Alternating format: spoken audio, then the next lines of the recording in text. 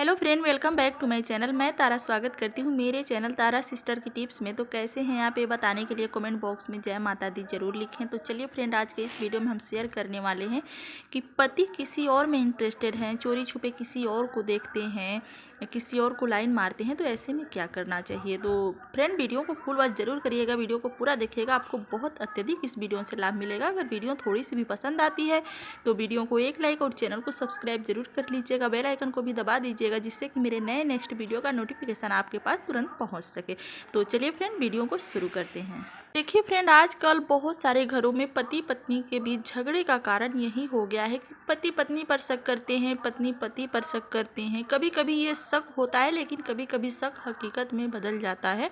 जैसे कि कभी कभी पत्नी शक करती है कि हमारे पति किसी और को देख रहे हैं, किसी और से बात कर रहे, चोरी छुपे कुछ भी कर रहे हैं, ऐसा शक हो जाता है। लेकिन कभी कभी ये शक हकीकत भी हो जाता है, सच में पति ऐसा करते होते हैं। लेकिन बहुत सारे ऐसे केसेस देखे गए हैं कि मतलब पति अपनी पत्नी में इंटरेस्टेड नहीं होते हैं, किसी थर्ड लेडी को देखते हैं, बात करते हैं, ऐसा देखा गया है। तो सबसे पहले तो शक की वजह से अपना रिश्ता नहीं खराब करना चाहिए। पत्नी को अगर शक हुआ है पति पर कि हमारे पति किसी और को देख रहे हैं, तो ऐसे में पति से लड़ाई झगड़ा कर रिश्ता नहीं खराब कर लेना चाहिए। या तो पति को शक हुआ है कि हमारी पत्नी किसी और से बात करती है, किसी और को देखती है, तो ऐसे में पत्नी से भी रिश्ता नहीं खराब कर लेना चाहिए। पहले पत्नी से बात करना चाहिए कि नहीं, अगर पति ऐसा करें तो पति से बात करना चाहिए कि आप ऐसा क्या कर रहे हैं, हमसे क्या छुपा रहे हैं, क्या नहीं छुपा रहे हैं। एकदम बैठकर अच्छे से क्लियरली होकर एकदम ओपनली बात करना चाहिए, खुलकर बात करना चाहिए। क्योंकि पति पत्नी का रिश्ता ये ऐसा होता है कि मतलब कोई भी बातें छुपाना नहीं चाहिए, एकदम सारी बातें शेयर करना चाहिए। तो पहले तो बैठकर अच्छे से एकदम बात करना चाहिए। अगर पति बता देते हैं तो ठीक है, नहीं तो किसी और से भी मतलब किसी और जरिए से आप पता कर सकते हैं। जैसे कि कोई फ्रेंड है, उनसे बात कर सकते हैं कि ये किन से बात करते हैं, किन से। ये करना बहुत ज़रूरी होता है, क्योंकि आप ऐसा नहीं करेंगे तो आपका घर गृहस्थी जो है एकदम बिगड़ जाएगा। क्योंकि कभी कभी क्या होता है कि पति गलत रास्ते पे चले जाएंगे, तो आप अगर बीच में रोक टोक नहीं लगाएंगे, उनको एकदम इग्नोर कर देंगे, तो ऐसे में एकदम आपका पति बहुत आगे बढ़ जाएंगे, आपका घर गृहस्थी बिगड़ जाएगा। अगर आपके बच्चे हैं तो बच्चे का फ्यूचर बिगड़ जाएगा। तो बात करना बहुत ज़रूरी है। और एक और जरिया है कि जैसे पति का मोबाइल भी चेक करना चाहिए कि नहीं, अगर वो किसी से बात करते होंगे, किसी के चक्कर में पड़े होंगे, अफेयर कर रहे होंगे, तो ऐसे में मोबाइल में कुछ न कुछ सबूत आपको मिल ही जाएगा। तो मोबाइल भी खंगालना चाहिए। अगर मोबाइल नहीं छूने देते हैं, एक इसी टॉपिक पे एक और हम वीडियो अपलोड किए थे, तो उस पर 2-3 बहनों का ऐसा कमेंट आया था कि दीदी पति तो एकदम बिल्कुल मोबाइल छूने ही नहीं देते हैं, अगर हम छू भी लेते हैं तो एकदम हाइपर हो जाते हैं, आग बबूला हो जाते हैं, मोबाइल को पास में लिए रहते हैं, अपने से दूर रखते ही नहीं हैं, कभी भी छूने नहीं देते हैं। या छूते हैं कोई भी चीज़, हम अगर मैसेज वगैरह पढ़ भी लेते हैं तो कहते हैं कि तुमसे क्या मतलब, तुम हमें छोड़ दो, ऐसे वैसे मतलब करते हैं। तो कुछ जो लोग गलत करते हैं ना, तो ऐसा बोल सकते हैं, अपना मोबाइल नहीं छूने देंगे, एकदम स्ट्रॉन्ग पासवर्ड डाल देंगे। तो आपको कोशिश करना चाहिए कि मोबाइल के ज़रिए आप अगर पता कर सकते हैं, जैसे कि व्हाट्सअप, इंस्टाग्राम या फेसबुक, कहीं भी तो चैट करते होंगे, मैसेंजर वगैरह, खंगालना चाहिए। ऐसे में भी आपको सबूत मिल जाएगा। अगर आपको शक हुआ है तो अपना शक दूर करना बहुत ज़रूरी होता है। अगर शक नहीं दूर करेंगे तो इसी में आप घुट घुट कर मरते रहेंगे। अगर इतना सब करने से आपको पता चल जाता है तो पति से बात करना चाहिए। जो थर्ड लेडी है उनसे भी बात करना चाहिए कि नहीं, ऐसा क्यों करे। अगर पति समझदार होंगे, उनको अपना घर गृहस्थी प्यारा होगा, तो ऐसे में वो कहेंगे कि नहीं, गलती हो गई, अब ऐसा गलती हम बिल्कुल भी भूल कर नहीं करेंगे, बहुत बड़ी हमसे गलती हो गई। अगर पति ऐसा कहते हैं तो ठीक है, अपना रिश्ता फिर से आगे बढ़ाना चाहिए। अगर ऐसा नहीं कहते हैं, मतलब वो जो होता है ना कि चोरी करते हैं और सीनाजोरी भी करते हैं, चोरी भी कर रहे हैं और कह रहे हैं कि पता चल जाता है तो भी आपसे माफ़ी नहीं मांगते हैं, तो ऐसे में उनको बताना चाहिए कि आपकी मर्जी क्या है, आप लोग करना क्या चाहते हैं। हमारे अंदर तो बिल्कुल आप इंटरेस्टेड नहीं है, हम में किसी और में इंटरेस्टेड हैं। तो अपना क्लियर जो आपका डिसीजन है वो आपको बता देना चाहिए कि आप हमारे साथ रहना चाहते हैं या नहीं रहना चाहते। देखिए फ्रेंड, हम ये तो नहीं कहेंगे कि बात बात पर पति पत्नी का तलाक ही हो जाना चाहिए, तलाक कर लेना चाहिए। क्योंकि पति पत्नी का रिश्ता ऐसा होता है ना कि इतना जल्दी तलाक डिवोर्स कहने की बात है कि मतलब हो सकता है, हो जाता है, लेकिन जिनके बीच में होता है वही जानते होंगे, बहुत ही कठिन होता है डिवोर्स लेना अपने पति पत्नी में। और कोई रिश्ता होता है तो फटाक से व्यक्ति तोड़ देता है, लेकिन पति पत्नी का जो रिश्ता होता है जल्दी जल्दी नहीं टूट पाता है, नहीं तोड़ना चाहता है। क्यों कोई भी जो पत्नियां होती हैं वो घर की लक्ष्मी होती हैं, जिस घर में वो रहती हैं उसमें उनका आत्मा बसता है, एकदम उस घर परिवार में उनका आत्मा बसता है। तो इतना जल्दी वो घर को छोड़कर नहीं जाना चाहती। तो पति को भी ध्यान देना चाहिए कि जो लड़की पराए घर, अपना घर छोड़कर पराए घर को अपनाई है तो उसको धोखा नहीं देना चाहिए।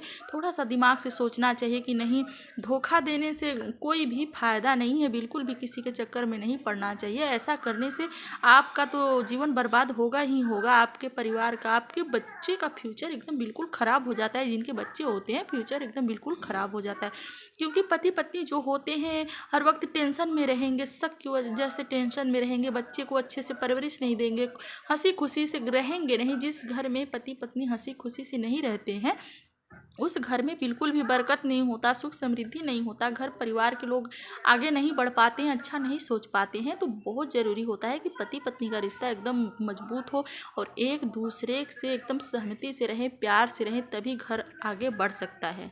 ये नहीं कि पति मनमानी कर रहे हैं, पत्नी मनमानी कर रही है, मतलब पति कुछ और कर रहे हैं, पत्नी कुछ और, अपनी मर्जी का। जब पति पत्नी होते हैं ना, दोनों की सहमति से कोई भी काम करना चाहिए। जैसे कि पति को अगर कोई चीज़ नहीं पसंद होता है, कहीं जाना नहीं पसंद होता है, तो पत्नी को वो चीज़ें एकदम बिल्कुल भी ज़बरदस्ती नहीं करनी चाहिए। जैसे पति कहीं जाने के लिए मना कर देते हैं तो वहाँ पर नहीं जानी चाहिए। यही नियम पति पर भी लागू होते हैं कि अगर जो चीज़ आपकी पत्नी को बिल्कुल भी पसंद नहीं है वो चीज़ें नहीं करनी चाहिए, नहीं तो रिश्ते में एकदम बिल्कुल अनबन रहता है। जैसे कि कुछ चीज़ें ऐसे होती हैं ना कि बिल्कुल पसंद नहीं होता है फिर भी आपका पार्टनर करता है ना, तो ऐसे में रिश्ते में दूरी हो जाती है और इसी कारण से वो किसी और में इंटरेस्टेड हो जाते हैं, क्योंकि उनको लगता है कि इनको तो हमारी फिक्र ही नहीं, हमारी परवाह ही नहीं है, तो हमें कुछ मानते ही नहीं हैं, हमारी एक भी बात नहीं मानते हैं। तो ऐसा बिल्कुल नहीं करना चाहिए। जो चीज़ आपके पार्टनर को नहीं पसंद है ना, तो वो चीज़ें नहीं करना चाहिए। जैसे कि कोई आपकी ऐसी आदत है नहीं पसंद है तो उस आदत को छोड़ने की कोशिश करना चाहिए। ये नहीं कि वो कहते रह जाएं और वो चीज़ें आप करते रह जाएं, तो ऐसे में एकदम बिल्कुल दूरी हो जाती है और इसी कारण से आपके पार्टनर आपसे दूर हो जाते हैं, किसी और में इंटरेस्टेड हो जाते हैं। तो फ्रेंड, जब तक जीवित रहते हैं लोग तब तक अपने रिश्ते में कदर कर लेना चाहिए, सम्मान कर लेना चाहिए, हर एक बात मान लेना चाहिए, धोखा बिल्कुल नहीं देना चाहिए। क्योंकि ये जो जीवन होता है कभी कभी बहुत बड़ा होता है, कभी कभी बहुत छोटी होती है। तो कब कौन किसको छोड़कर इस दुनिया से अलविदा कह जाए, ज़रूर बात माननी चाहिए। ये नहीं कि कोई कुछ कहता रह जाए और आप एकदम मनमानी ही करें, मानने को तैयार ही नहीं। जैसे कि कोई आपकी ऐसी हैबिट है, कोई ऐसी आदत है आपकी पत्नी को पसंद नहीं है, आपके पति को पसंद नहीं है, तो उस चीज़ को छोड़ना चाहिए। क्योंकि जब मरने के बाद कौन देख रहा है कि आप छोड़ रहे हैं कि नहीं, तो वो जो इच्छा होती है वो उस इंसान के साथ ही दफन हो जाती है और आप सारी उम्र पछताते रहेंगे कि नहीं, हमारे पार्टनर हमको ये चीज़ छोड़ने के लिए कह रहे थे या ऐसा करने के लिए, यहाँ जाने के लिए मना कर रहे थे, लेकिन हम मनमानी किए। तो आप मतलब पछताते रह जाएंगे कि बात नहीं माने और हम एक दूसरे से जुदा भी हो गए। तो जब तक जीवन रहता है तब तक रिश्ते का कदर जरूर कर लेना चाहिए, एक दूसरे का कदर कर लेना चाहिए। मरने के बाद तो कौन देख रहा है कि कौन किसका कदर कर रहा है कि नहीं कर रहा है। तो जब तक जीवित है रिश्ते की कदर जरूर करनी चाहिए। और जिन पत्नियों के पति किसी और में इंटरेस्टेड रहते हैं, किसी और लेडी को देखते हैं, चाहते हैं, बात करते हैं, उन पत्नियों को भी बहुत अधिक घबराना नहीं चाहिए। ये सब जो चीज़ें होती है ना, थोड़ी दिनों के लिए आकर्षण होता है, मतलब किसी और की तरफ वो आकर्षित होते हैं, बस उनसे प्यार नहीं करते हैं। तो बहुत अधिक घबराना नहीं चाहिए, समझाना चाहिए। अगर समझदार पति होंगे, समझदार पत्नी होंगी, तो ऐसे में समझकर वापस आ सकती हैं और आपका जीवन बहुत ही अच्छे से हंसी खुशी से गृहस्थी की गाड़ी जो है चलने लगी। ये नहीं कि पति किसी और को देख रहे हैं, पत्नी किसी और को देख रही हैं, तो ऐसे में हम एकदम बिल्कुल आत्महत्या कर लें, एकदम मर जाएं, जीवन ही बर्बाद कर लें। तो ऐसा गलत जो थॉट होता है एकदम दिमाग में नहीं लाना चाहिए।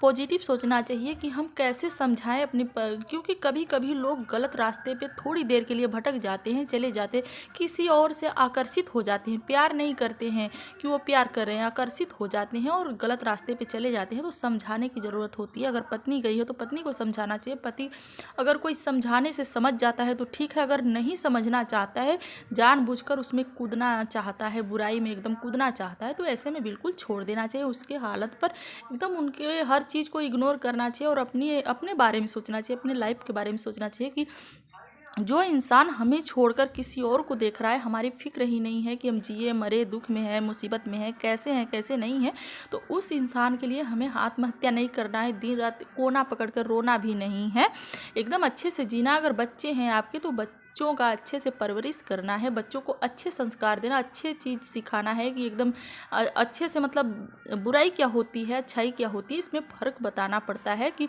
अच्छे लोगों का संगति पकड़ना है, बुरे लोगों का संगति नहीं पकड़ना है, बच्चों को सिखाना चाहिए। अगर बच्चे बचपन में ही ये सब जो अच्छाई बुराई का पाठ होता है अगर सीख लेंगे, पढ़ लेंगे कि क्या अच्छाई होता है, क्या बुराई होती है, अच्छे बुरे लोग कैसे होते हैं, तो वो जो बचपन की सीख होती है ना, वो व्यक्ति एकदम पूरी जीवन याद करते रहता है। क्योंकि बाद में अगर आप अच्छाई बुराई समझाएंगे तो लोग समझने को तैयार नहीं रहते हैं। जो बचपन में जो सिखाई होती है वो सीख पूरी ज़िंदगी याद रहती है। बस फ्रेंड, आज की वीडियो यहीं तक, और उम्मीद करते हैं कि इस वीडियो के माध्यम से हमारे भाइयों बहनों को बहुत अत्यधिक लाभ मिलेगा। कोई भी जल्दीबाजी में फैसला नहीं लेना है। और अगर हमारी वीडियो थोड़ी सी भी आपको हेल्पफुल लगा होगा, पसंद आया होगा, तो वीडियो को एक लाइक और चैनल को सब्सक्राइब जरूर कर लीजिएगा। बेल आइकन को भी दबा दीजिएगा, जिससे कि मेरे नए नेक्स्ट वीडियो का नोटिफिकेशन आपके पास तुरंत पहुंच सके।